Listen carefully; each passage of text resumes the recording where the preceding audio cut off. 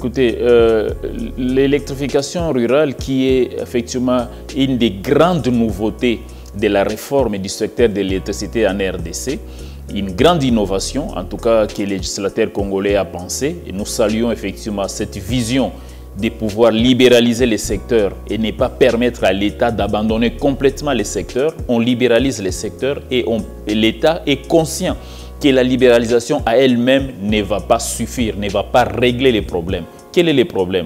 Le problème, c'est les faibles taux d'accès à l'électricité. Le problème, c'est les inégalités. Il y a une distorsion entre les villes et les milieux ruraux et même périurbains.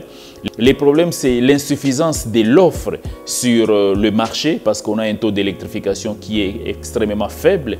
Le problème, c'est quoi? C'est aussi la pauvreté au niveau des ménages avec un pouvoir d'achat très faible. Même s'il y a une offre, cette population ne va pas accéder aux produits qui sont livrés sur le marché. Donc, il y a tous ces problèmes qui se présentent réellement dans les secteurs au niveau du pays. C'est comme ça qu'on a pensé effectivement à la mise en place du Fonds Mwinda, qui est notre levier financier, qui va aider à juguler les dysfonctionnements, la distorsion qui existe aujourd'hui, ou ce qu'on appelle la rigidité entre l'offre et la demande. La subside que nous mettons en place, le Fonds Mwinda, va permettre de suppléer à la faiblesse des revenus des ménages aujourd'hui et permettre de sorte à permettre aux entreprises de vendre leurs produits. Et vous allez vendre à votre prix. Nous allons aider les ménages à payer ce qu'ils peuvent payer. Nous allons suppléer en tant que pouvoir public, l'État, nous allons suppléer à la faiblesse des revenus des ménages. Mais c'est pour un temps. Et nous allons aussi travailler en profondeur pour que l'énergie puisse servir à des fins productives, pour pouvoir transformer les produits agricoles dans les milieux ruraux et périurbains, pour créer des revenus, pour diversifier l'économie locale, pour développer une chaîne de valeur. C'est sur cette base-là que les ménages vivant dans les zones rurales ou dans les zones de transition que nous appelons périurbaines pourront être en mesure de gagner des revenus suffisants et payer leurs factures à terme d'ici les 5, 6 ou 10 prochaines années. C'est vraiment notre perspective.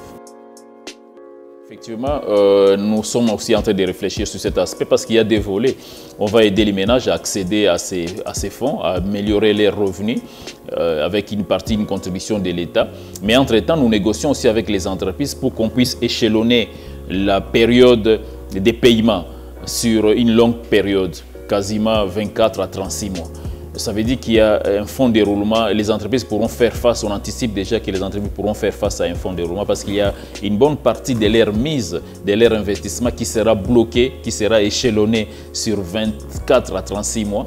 Et pour pouvoir permettre aux entreprises, toutes les entreprises n'auront pas la même taille, n'auront pas cette capacité d'avoir des ressources plus importantes. Donc, pour permettre aux entreprises de faire face à ces besoins financiers très importants, il y a un élément important qu'on pourra ajouter au Fonds Mwinda, c'est les prêts aux entreprises. Permettre aux entreprises d'accéder à des prêts à des financements importants en termes de prêts. Et donc, effectivement, la réflexion est très avancée. Nous discutons actuellement avec les différents partenaires, notamment la Banque centrale, parce que les prêts sont réglementés par la Banque centrale. Il faudra effectivement des institutions habilitées à pouvoir administrer les prêts aux entreprises. Donc, il faut des institutions bancaires. Et donc, nous sommes en dialogue en ce moment avec la Banque centrale pour étudier les modalités pratiques de comment nous pourrons mettre cet instrument-là également opérationnel, rendre cet instrument-là opérationnel, l'instrument prêt. Et ça pourra beaucoup soutenir les entreprises parce que je sais qu'elles font face effectivement à des limites, à des contraintes d'accès au marché financier.